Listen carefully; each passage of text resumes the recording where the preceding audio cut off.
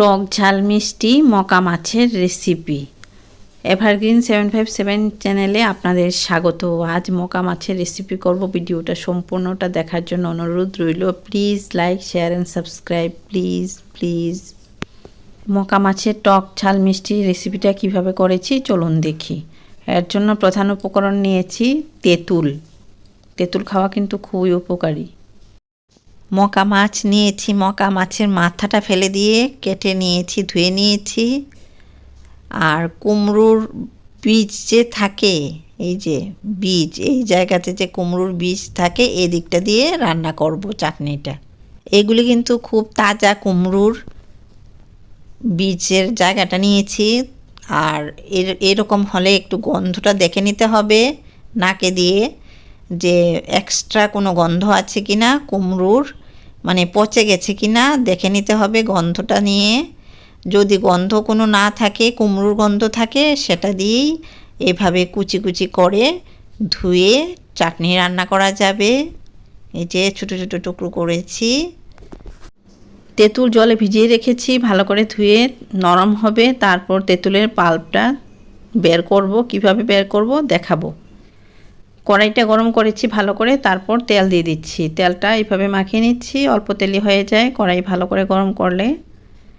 এরপর এই যে মকা মাছ নুন হলুদ দিয়ে ভাজা করে নিচ্ছি।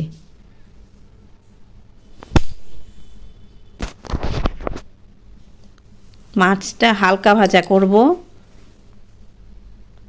এই মাছ দিয়ে চাটনি রান্না করব। আস্তে আস্তে মাছটা ভাজা হয়ে যাচ্ছে।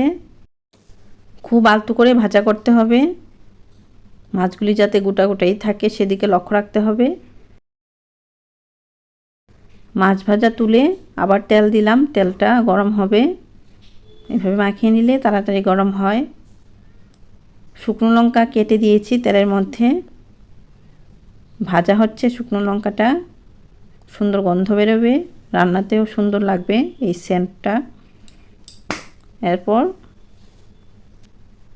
সর্ষে দিয়ে দিচ্ছি, কালো সর্ষেও দেওয়া যায়, আমি হলুদ সর্ষে দিয়েছি। সর্ষেটা ফুটছে, সর্ষেটা যত ফুটবে রান্নাটা তত ভালো লাগবে। এভাবে দিয়ে রাখছি যাতে এদের সামনের দিকে ফুটে না আসে। নিয়মে কিন্তু ঢাকা দিতে হয়, আমি ঢাকা না দিয়ে কুমড়োগুলি দিয়ে দিলাম। কি সুন্দর হবে এই কুমড়োর এই জায়গাটা দিয়ে চাটনিটা হবে। কুমড়ো দিয়েছি, অল্প নুন দিয়েছি, বেশি নুন দেওয়া যাবে না চাটনিতে। বেশি নুন দিলে চাটনি নষ্ট হয়ে যায়, টেস্ট চলে যায়।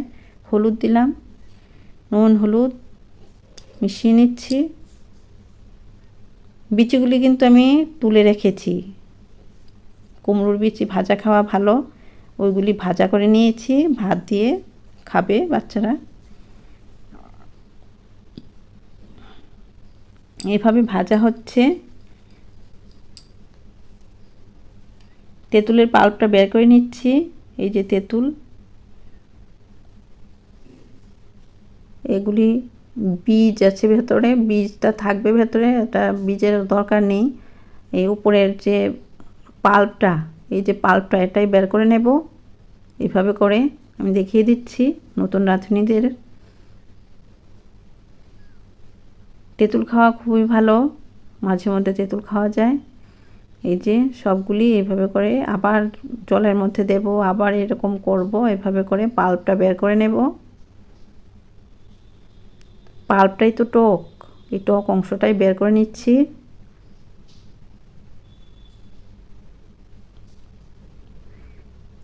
মানে খুব ভালো হবে এভাবে পাল্পটা বের করে নিলে।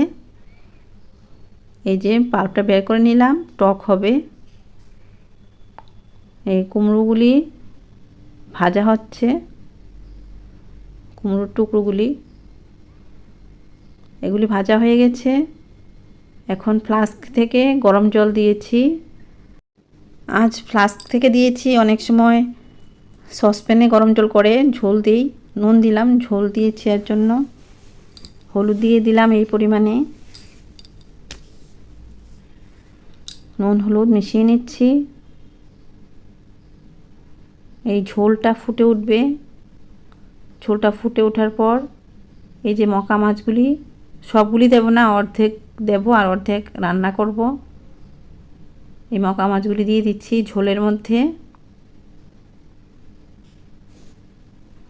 আর অর্ধেক মাছ দিয়ে পেঁয়াজ দিয়ে রান্না করব। এভাবে মিশিয়ে নিচ্ছি। কি সুন্দর একটি রেসিপি আপনাদের সঙ্গে শেয়ার করছি। প্লিজ এভারগ্রিন 757 চ্যানেল সাবস্ক্রাইব করুন, আর ভালো ভালো রান্না আছে দেখুন, শিখেও নিতে পারবেন। এমনকি হোটেল খুলে এই রান্না ব্যবহার করে ভালো হোটেলের মালিক হয়ে যাবেন। খুব সুন্দর রেসিপি আমার চ্যানেলে আছে। আর এটা কুমড়ো মাছ সেদ্ধ হওয়ার পর তেঁতুল যে পাল্পটা দিয়ে দিলাম, এর দিকটা দেব না, বালি থাকতে পারে। আজ এই প্রথম যে আমার রেসিপি দেখছেন, স্বাগত জানাই, আর পুরনো বন্ধুদেরও স্বাগত জানাই রেসিপিগুলি দেখার জন্য। প্লিজ লাইক করুন, বন্ধুদের মধ্যে শেয়ার করুন। সব কিছু ফুটে গেছে, এখন চিনি দিলাম। যার যার পছন্দ অনুযায়ী চিনিটা দেবে। চিনিটা দিয়ে নাড়াচাড়া করতে হবে। আবারও মনে হয় চিনি দিতে হবে। এই যে চিনি দিচ্ছি। তেঁতুলের টক একটু বেশি টক থাকে, তো চিনিটার জন্য দিতে হয়। চিনির বদলে গুড়ও দেওয়া যায়। প্লিজ লাইক করুন, সাবস্ক্রাইব করুন। খুব সুন্দর রেসিপি আপনাদের সঙ্গে শেয়ার করছি। এরকম একটা টক ঝাল মিষ্টি মকা মাছের রেসিপি হলে খুব ভালো লাগবে শেষ পাতে। চ্যানেলে রান্না পাঠানোর জন্য প্রচুর পরিশ্রম করতে হয়। 100টা লাইক চাই। এভাবে রান্না করে নিচ্ছি, আপনারা এটা রান্না করে খাবেন। আর চিনিটা দেওয়ার পর এরকমভাবে ফুটতে দিতে হবে মিডিয়াম ফ্লেমে। ঝোলটা কিন্তু পাতলা থাকবে, কিন্তু মিডিয়াম ফ্লেমে ফুটতে দিলে চাটনিটা টেস্ট হবে। চিনিটা যত ফুটবে এভাবে, ততই চাটনিটা ভালো হবে। আর চাটনিতে কিন্তু নুন অল্প দিতে হয়। আপনারা এটা রান্না করে খাবেন, এটা আমার ইচ্ছে। আপনারা ভালো থাকুন, সুস্থ থাকুন, আমায় আশীর্বাদ করুন। ধন্যবাদ।